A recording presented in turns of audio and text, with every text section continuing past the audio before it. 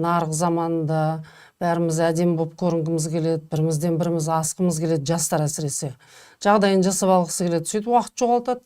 Содан кейін бір мәселе мынау уақытылы ұрпақты болмау, уақытылы отбасылы болмау мәселесі сол. Өйткені организм ол жаңара бермейді, ескіре береді. Құдайдың берген өзі уақытысы бар әр адамға. Жалпы енді 70-80 жас болса, адамның орта жасы қазіргі кезде медицинаның арқасында, жалпы технологиялардың арқасында.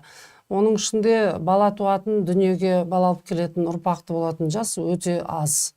18 жаспен әрі кетсе 30, әрі кетсе 35 жастың ортасы.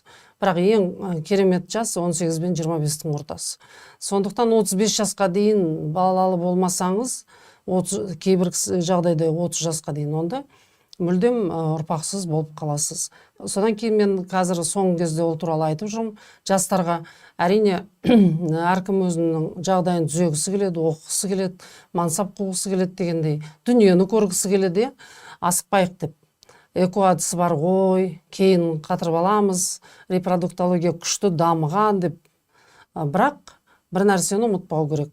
Адамның организмін ол ешқандай ақшамен де, ешқандай медицинамен де жаңарта ала алмайсың. Уақытты кері келтіре алмайсың.